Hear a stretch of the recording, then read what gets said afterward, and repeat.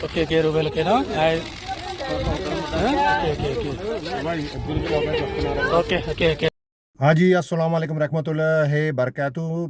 आप मेरा चैनल देख रहे हैं शाहरुख खालिद। आज मैं मलेशिया के बारे में, बड़ी ज़्यादा गिरफ्तारी हो रही, बहुत ज़्यादा सख्ती हुई है। मैं भी मलेशिया घूमता फिरता रहा हूँ।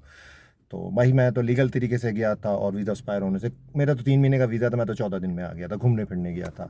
तो 2025 और मलेशिया में बहुत ज़्यादा सख्ती है इस टाइम पे, और वो उठा रहे हैं, पकड़ रहे हैं। और लाजिम बात है, आप जब आप इनलीगल हो गए उनके कंट्री में तो वो फिर आपको गले से नहीं लगाएंगे, वो आपको बाकायदा हथकड़ी भी पहनाएंगे, तशद्दुद का भी निशाना बनाएंगे, गैर इंसानी सलूक भी करेंगे, क्योंकि उनका मुल्क है और वो पकड़ रहे हैं। तो पाकिस्तानी जो हैं, हमारे जो पाकिस्तानी हैं, बड़े शौक के साथ, बड़ी विज़िट वीज़ा मिलता है ना आप, क्योंकि ना तो उन्होंने कॉलिंग वीज़ा ओपन किया हुआ है, ना उनका अपना बिजनेस वीज़ा या परमानेंट कुछ भी नहीं दे रहे। और पाकिस्तानी ज़्यादातर वहाँ पे, जिनके पास होगा कॉलिंग वीज़ा या परमानेंट होगा, वो लकी हैं। लेकिन ज़्यादातर पाकिस्तानी वहाँ पर बिजनेस विज़िट वीज़े पे गए हैं। मैं भी विज़िट वीज़े में, लेकिन मेरे पास स्टिकर वीज़ा था 3 महीने का। तो विज़िट वीज़े पे गए हैं और वहाँ जाके अल्हम्दुलिल्लाह पाकिस्तान जिंदाबाद जॉब ढूंढते हैं। 1 महीने बाद वापस नहीं आते, इनलीगल हो जाते हैं, काम कर रहे होते हैं। ठीक है। तो अब 2025 इमिग्रेशन सख्ती कर रही है। हर इनलीगल बंदा, चाहे वो बांग्लादेशी हो, इंडोनेशिया हो, इंडिया से ताल्लुक हो, एनी कंट्री हो, फिलिपीनी हो, उठा रहे हैं, वो उठा रहे हैं, पकड़ रहे हैं और अंदर डाल रहे हैं। अब ज़्यादा सख्ती है इस टाइम पे। जिनके ताल्लुकात होते होंगे इमिग्रेशन में, बच जाते होंगे, वो एक अलग है। तो कहने का मकसद है कि भाई सोच समझ के इंडोनेशिया में जाओ आप, अच्छा, पहले तो पाकिस्तानियों की इमिग्रेशन क्रॉस करनी है। इमिग्रेशन जो है ना, वो क्रॉस नहीं कर पाते। मैं जब इंडोनेशिया से वापस आ रहा था तो मेरी फ़्लाइट जो थी वो मलेशिया से पाकिस्तान की थी। मैं इंडोनेशिया फिर मलेशिया से, मैंने देखा एक 60-65 साल का बाबा और कुछ लड़कों को गंजा किया हुआ है। अब मेरी फ़्लाइट थी इंडोनेशिया से मलेशिया फिर पाकिस्तान। अच्छा, मुझे फिर समझ में, ये सारे इनलीगल थे। पूरी फोर्स उनको एयरपोर्ट से ना बाहर ही नहीं आने दिया उनकी इमिग्रेशन ने। उनके पास पैसे थे, रिटर्न टिकट था, वो समझ गए भाई ये आए, इन्होंने रफू चक्कर हो जाना है, पाकिस्तानी नहीं, ये पाकिस्तानी है, इनके पासपोर्ट में बड़ी ताकत है, ये इधर आएंगे, इनलीगल होके फिर कमाएंगे, नौकरी ढूंढेंगे।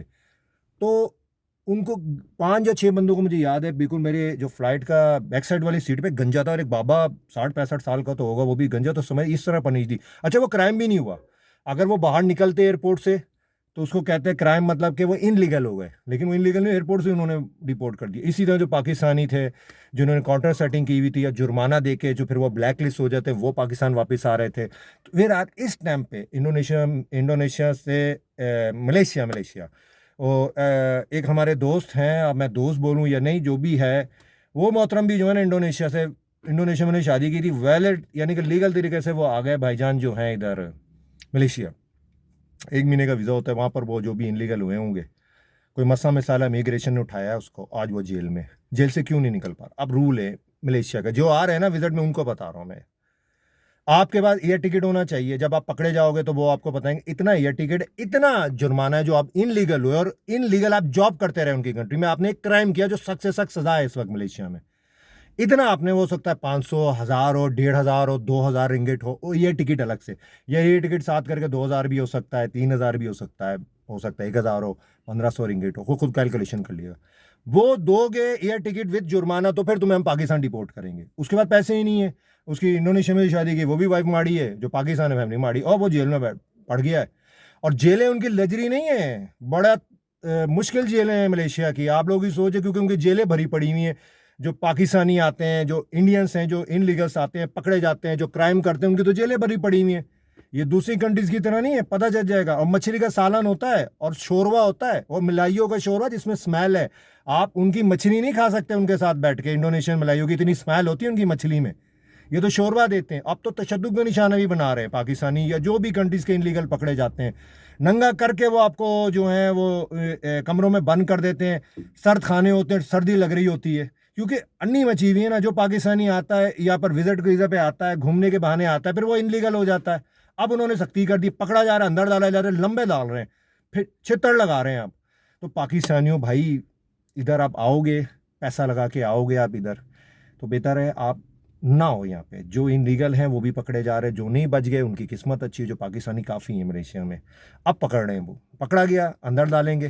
तो एक चीज़, जो पाकिस्तानी आना चाहते हैं या जो हैं भाई वो जो हैं उनके पास अगर पैसा है तो अपनी एयर टिकट का और अपना जो जुर्माना अगर उनको देंगे तो वो पाकिस्तान डिपोर्ट हो जाएंगे, ब्लैक लिस्ट हो जाएंगे। जो ज़्यादातर पाकिस्तानी जो हैं वो जुर्माना दे के वैसे ही जो है ना आउट पास लेके निकल रहे हैं वहाँ से। जो पकड़े जा रहे हैं उनके साथ गैर इंसानी जो है वो सुलूक हो रहा है और उनको लाजिम बातें करेंगे। उनकी गवर्नमेंट है भाई, आप क्यों इनलीगल आ रहे हो? उन्होंने तो नहीं बोला कि हमारे इनलीगल आओ हमारे मुल्क में जॉब करो। और एक और चीज़, पाकिस्तानियों के लिए ज़्यादातर खतरा जो है वहाँ पर पाकिस्तानी साबित होते हैं। तो कहने का मकसद ये है कि भाई मलेशिया कोई तुम्हारे लिए ना तो यूरोप है, कोई कुछ नहीं, अपने मुल्क में रहो क्योंकि इज़्ज़त है। वो जब आपको पकड़ते हैं, छित्तर लगाते हैं, लम्बा डालते हैं, वो इज़्ज़त जो पाकिस्तान में वो आपको दूसरी कंट्री यानी कि मलेशिया और इंडोनेशिया में नहीं मिलेगी। इंडोनेशिया तो चने गरीब मुल्क है, मलेशिया तगड़ा मुल्क है। होगा सैलरी कमा लेते होंगे लोग, 1.5-2 लाख 3 भी कमा लेते होंगे, लेकिन इन लीगल तरीके से कमाते हैं क्योंकि पाकिस्तानियों के लिए ना तो कॉलिंग वीज़ा ना परमानेंट कुछ भी उन्होंने ओपन नहीं किया, सिर्फ विज़िट वीज़ा महीने का होता है। बस दुआओं में याद रखिएगा। अस्सलाम वालेकुम रहमतुल्लाहि बरकातहू।